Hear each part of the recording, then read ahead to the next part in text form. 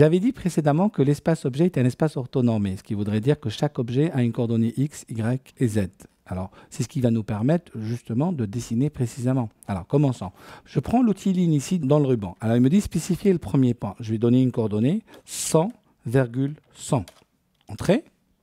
Et vous voyez bien que je suis accroché ici à une distance 100, 100 par rapport à mon 00 qui se trouve en bas à gauche de ma page.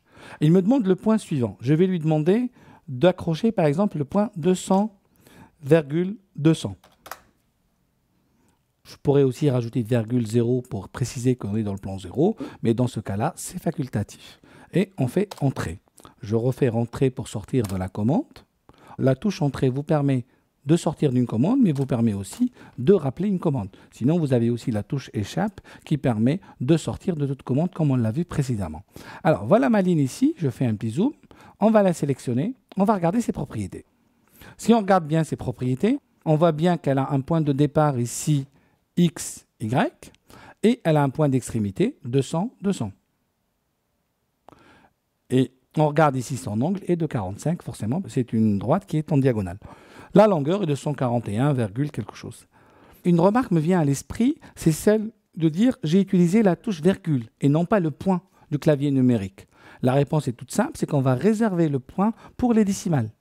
Si j'ai besoin de tracer une ligne qui partirait d'un 100.45, y qui serait 200.23 par exemple, j'ai une décimale de 23.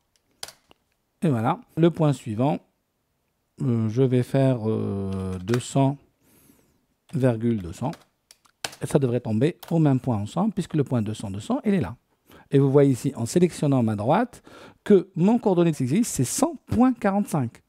Ce qu'il faut retenir ici, c'est que la virgule sépare les x, y et le point sépare les décimales. Passons maintenant un peu plus loin. Nous avons dessiné ici avec des coordonnées absolues. Sauf que nous, quand on dessine, on n'a pas besoin d'aller chercher toujours notre point par rapport à un 0,0 qui se trouverait au coin de la table.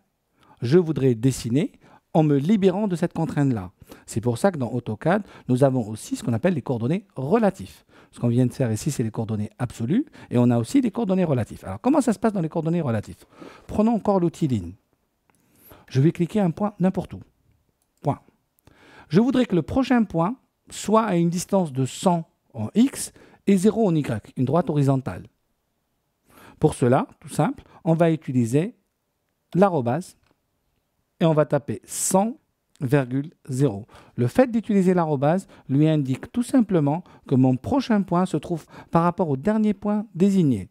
Je valide, je fais Entrée.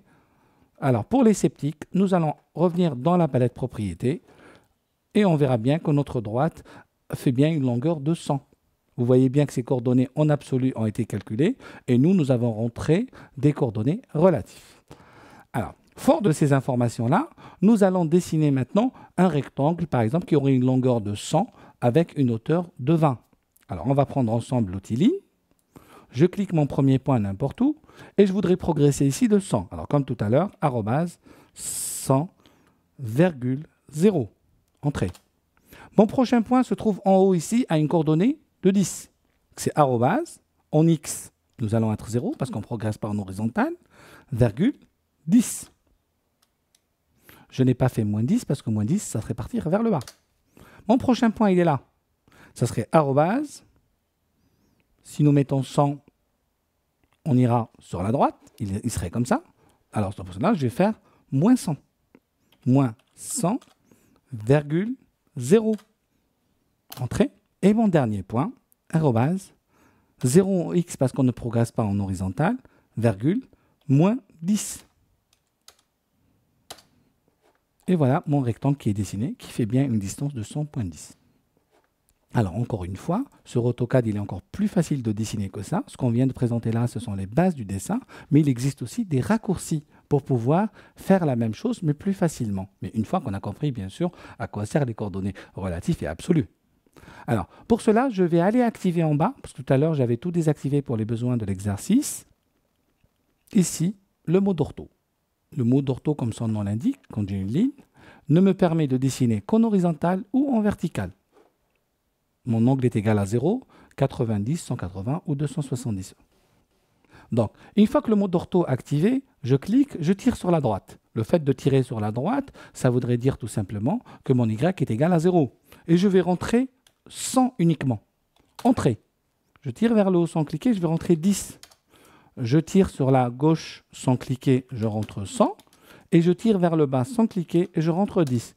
Et voilà, je viens de faire la même figure en dessinant avec le mode ortho.